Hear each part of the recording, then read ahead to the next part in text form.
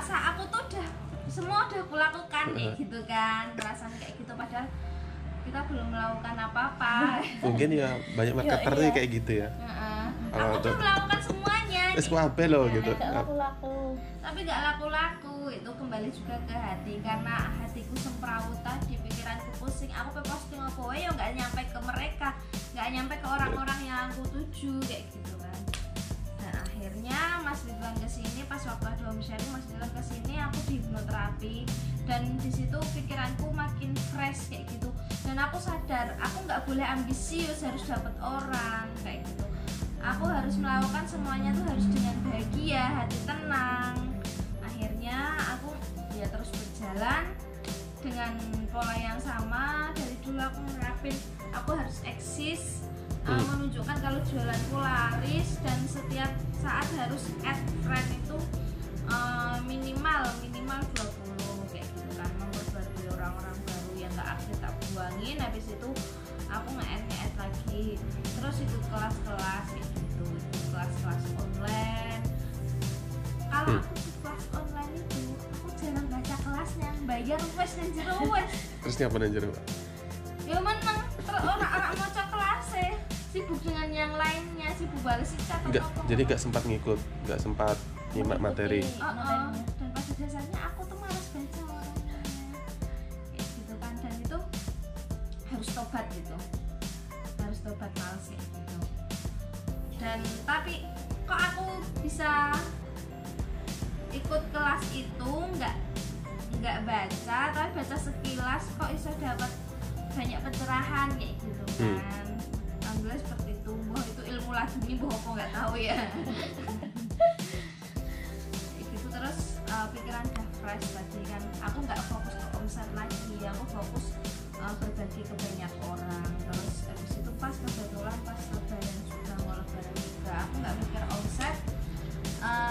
Saya tak singkirkan dulu bayar pusatnya padahal kurang 20 juta dan aku harus lunas sebelum lebaran. Aku DWA itu. Dan pas waktu itu aku kebetulan aku juga dapat arisan, uang arisan yang membantuku. Aku dapat arisan bisa buat modal lagi kayak gitu. Dan arisan yang bayar dari uang SR12 kan, jadinya SR12 dari SR12 ke SR12 kayak gitu. Terus habis itu kan dapat arisan, aku utamain beli mukena buat anak-anak tim, aku bagi-bagi THR. Dan alhamdulillah tak tantang yang dapat THR itu tak tantang mas. Jadi reseller itu kan reseller tak tantang 500.000 pada waktu itu, batas minimal kan. Reseller tak tantang 500.000, subagen tak tantang 5 juta, terus agen tak ada tantang berapa kayak gitu. Alhamdulillah pada ngoyak, pada semangat mereka, pada ngoyak. Dan omset reseller pun gak cuma 500.000, bisa sampai 1 juta sekian kayak gitu. Dan naiklah omsetku dari 60 ke 80 juta. Dan setelah itu mungkin dari mukena yang dibuat mereka sholat dan atas doa orang banyak kayak gitu, alhamdulillah semakin lancar dan aku menemukan orang-orang baru yang baik kayak gitu. Terus aku nggak punya trik khusus sebenarnya. Jadi memang ketika pas lagi drop-dropnya itu jangan fokus untuk dapetin orangnya ya, tapi lebih ke kita berbagi dengan bahagia kayak gitu. Iya, rezekinya mungkin akan ngikut dari situ. Iya, insya Allah seperti itu. Karena memang yang kayak market reseller yang masih sering down terus drop itu fokusnya gimana caraku rekrut yang ada di pikiran mereka rata-rata itu. Gimana cara marketer yang namanya marketer sama reseller. Itu marketer sama reseller. Utamanya jualan, belajar jualan yang bagus, gimana cara ngeluarin produk kayak gitu, bisa closing. Kalau subagen itu ya masih tetap jualan dan belajar membangun tim. Dan reseller tadi sebenarnya udah bisa sih latihan membangun tim, dia kan bisa dapat marketer kayak gitu.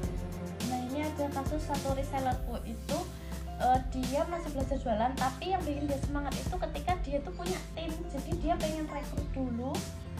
Posisi reseller? Posisi reseller boleh ya? Boleh, nggak apa-apa. Terus dia pengennya 5%. rekrut dulu Mbak Farida. Rekrut marketer. Rekrut marketer keren banget sih. Jadi mungkin kayak posisi yang paling agak berat itu besok akhir ya, karena harus belajar jualan dulu dan sambil belajar membina tim. Tapi harusnya orang ini reseller tuh udah harus katam lah jualan, udah harus Reseller tuh harus katam jualan. Dan subagen pun harus tetap jualan sambil membina tim. kan salah juga ketika udah agen tapi jualannya gimana gitu, gimana mau ngajarin mitranya kan.